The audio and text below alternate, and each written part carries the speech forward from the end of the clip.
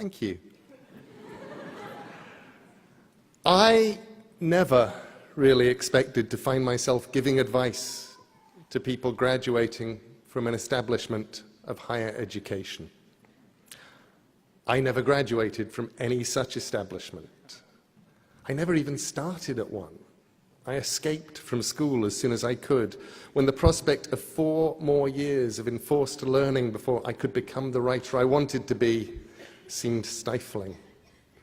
I got out into the world, I wrote, and I became a better writer the more I wrote, and I wrote some more, and nobody ever seemed to mind that I was making it all up as I went along.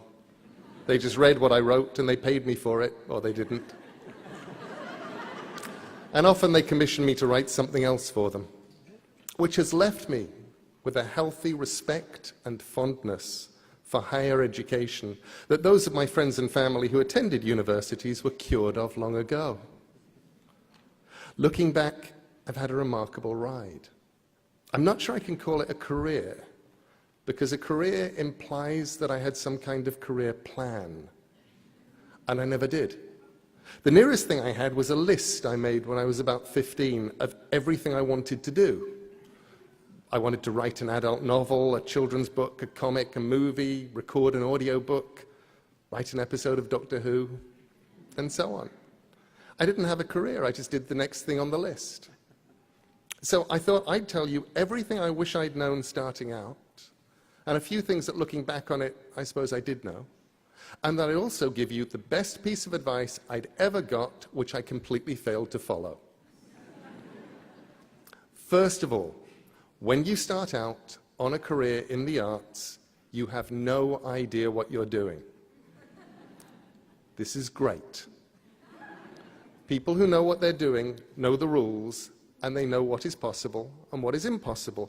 You do not, and you should not.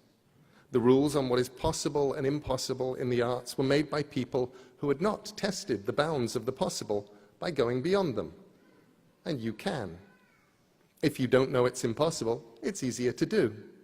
And because nobody's done it before, they haven't made up rules to stop anyone doing that particular thing again.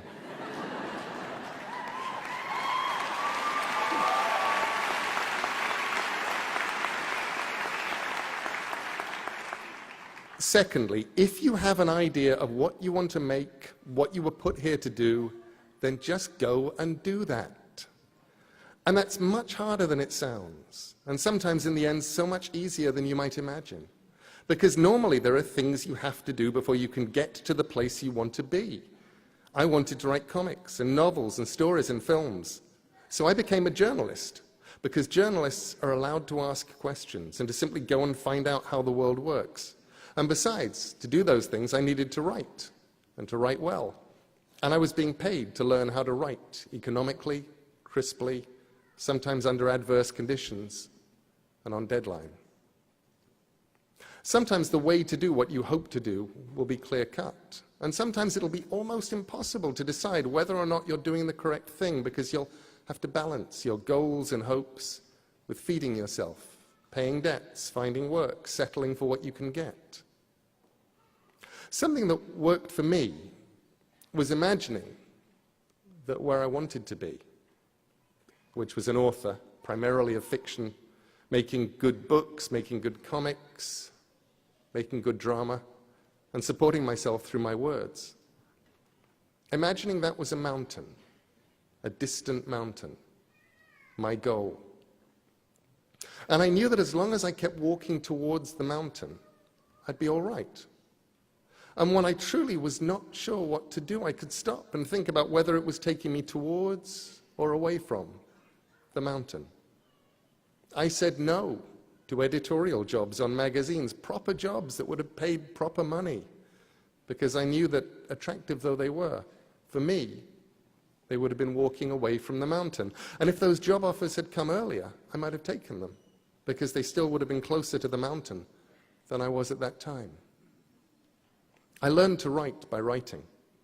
I tended to do anything as long as it felt like an adventure, and to stop when it felt like work, which meant that life did not feel like work. Thirdly, when you start out, you have to deal with the problems of failure. You need to be thick-skinned to learn that not every project will survive. A freelance life, a life in the arts, is sometimes like putting messages in bottles on a desert island and hoping that someone will find one of your bottles and open it and read it and put something in a bottle that will wash its way back to you.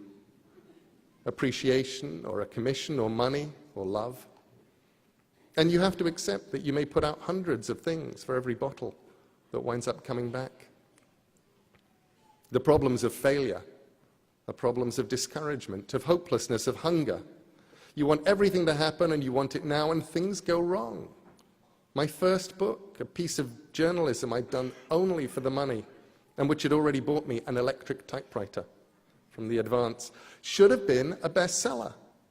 It should have paid me a lot of money if the publisher hadn't gone into involuntary liquidation between the first print run selling out and the second print run never happening, and before any royalties could be paid.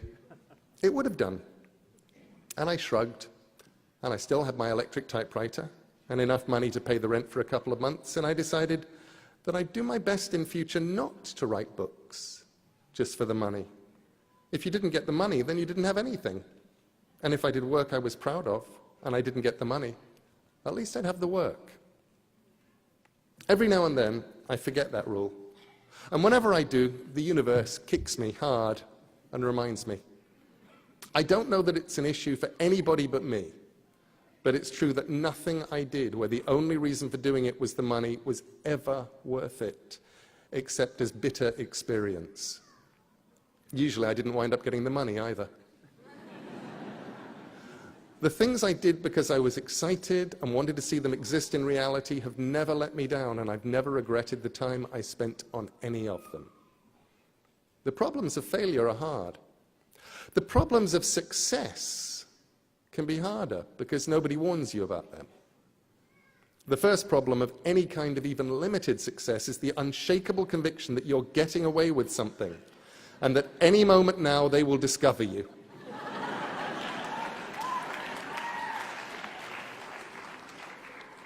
It's imposter syndrome, something my wife Amanda christened the fraud police. In my case, I was convinced there would be a knock on the door and a man with a clipboard.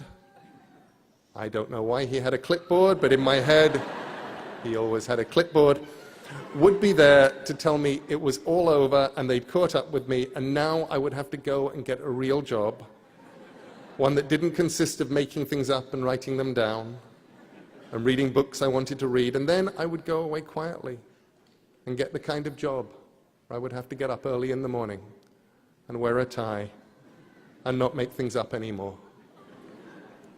The problems of success, they're real. And with luck, you'll experience them. The point where you stop saying yes to everything because now the bottles you threw in the ocean are all coming back and you have to learn to say no. I watched my peers and my friends and the ones who were older than me, and I'd watch how miserable some of them were. I'd listen to them telling me they couldn't envisage a world where they did what they've always wanted to do anymore, because now they had to earn a certain amount every month just to keep where they were.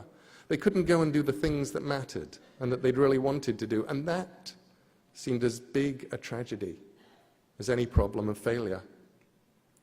And after that, the biggest problem of success is that the world conspires to stop you doing the thing that you do because you're successful. There was a day when I looked up and realized that I had become someone who professionally replied to email and who wrote as a hobby.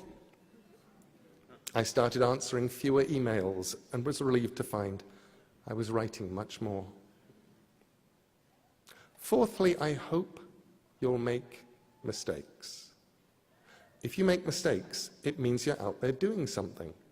And the mistakes in themselves can be very useful. I once misspelled Caroline in a letter, transposing the A's and the O, and I thought, Coraline looks almost like a real name.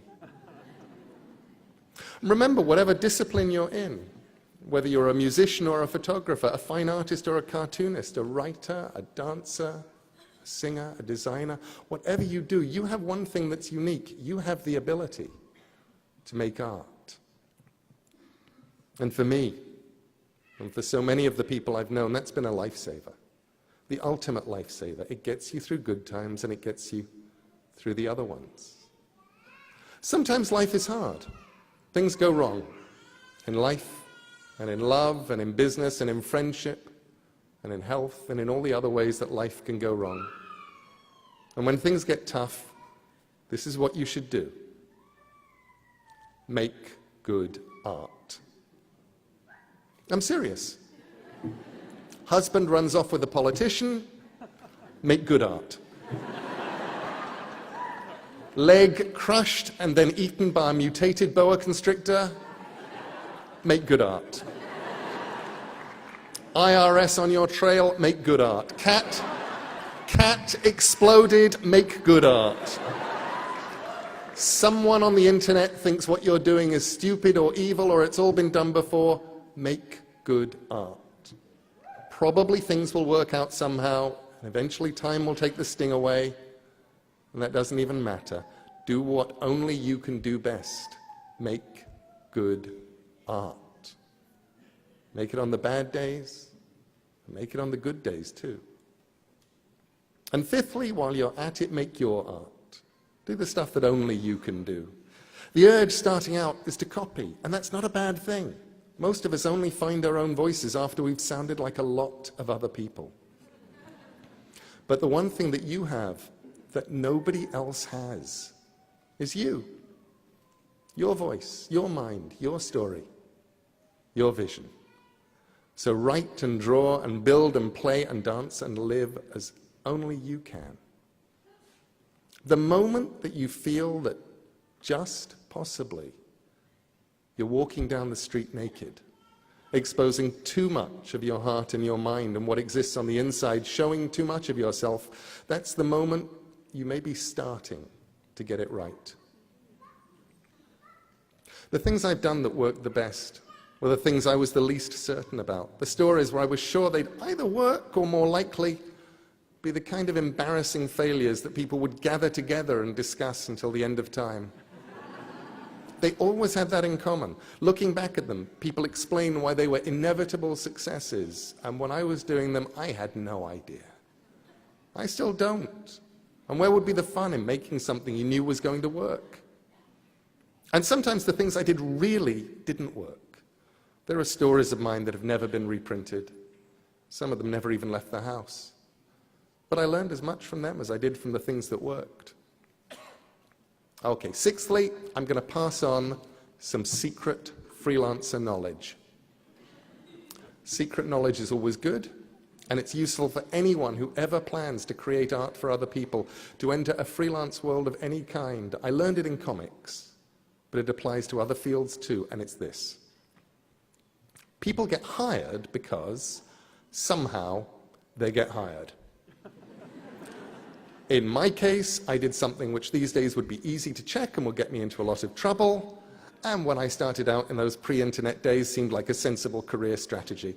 When I was asked by editors who I'd written for, I lied. I listed a handful of magazines that sounded likely, and I sounded confident, and I got jobs.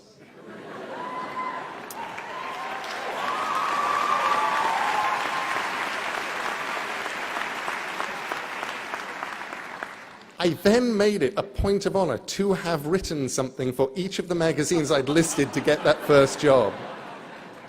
So that I hadn't actually lied, I'd just been chronologically challenged. But you get work however you get work. But people keep working in a freelance world. And more of today's world is freelance. Because their work is good. And because they're easy to get along with. And because they deliver the work on time. And you don't even need all three. 2 out of 3 is fine. People will tolerate how unpleasant you are if your work is good and you deliver it on time. People will forgive the lateness of your work if it's good and they like you. And you don't have to be as good as everyone else if you're on time, and it's always a pleasure to hear from you.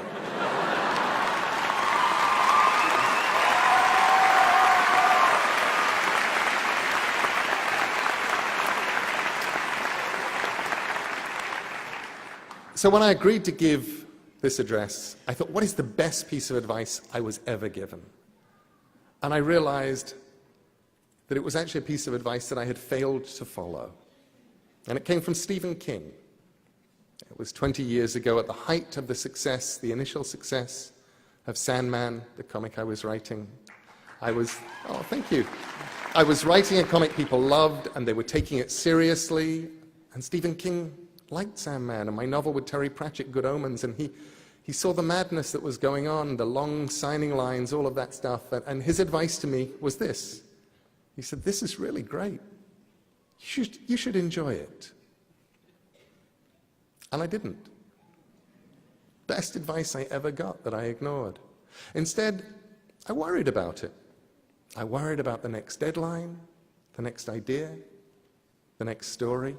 There wasn't a moment for the next 14 or 15 years that I wasn't writing something in my head or wondering about it. And I didn't stop and look around and go, this is really fun. I wish I'd enjoyed it more. It's been an amazing ride, but there were parts of the ride I missed because I was too worried about things going wrong, about what came next to enjoy the bit that I was on. That was the hardest lesson for me, I think, to let go and enjoy the ride, because the ride takes you to some remarkable and unexpected places. And here on this platform today, for me, is one of those places. And I am enjoying myself immensely.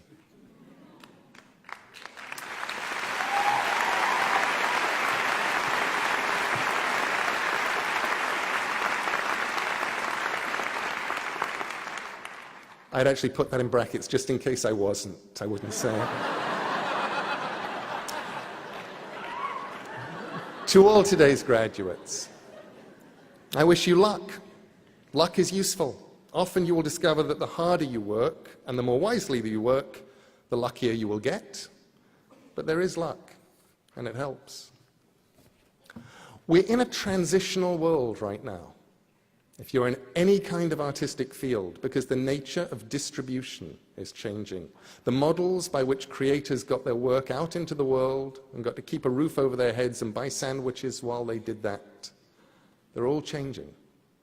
I've talked to people at the top of the food chain, in publishing, in bookselling, in music, in all those areas, and no one knows what the landscape will look like 2 years from now, let alone a decade away.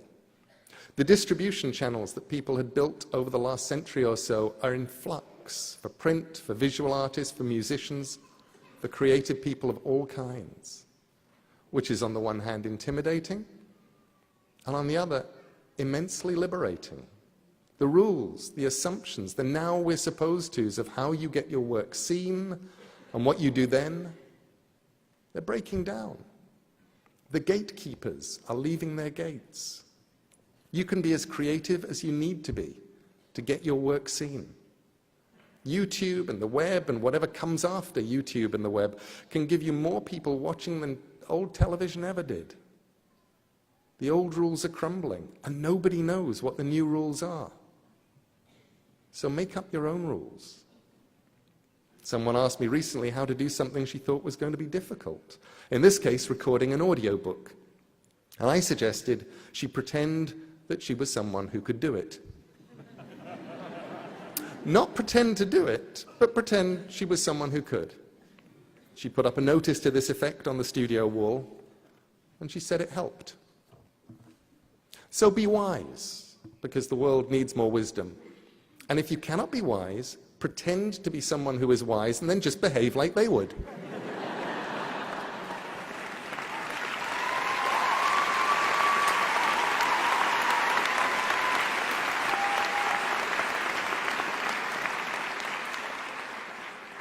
And now go and make interesting mistakes, make amazing mistakes, make glorious and fantastic mistakes, break rules, leave the world more interesting for your being here.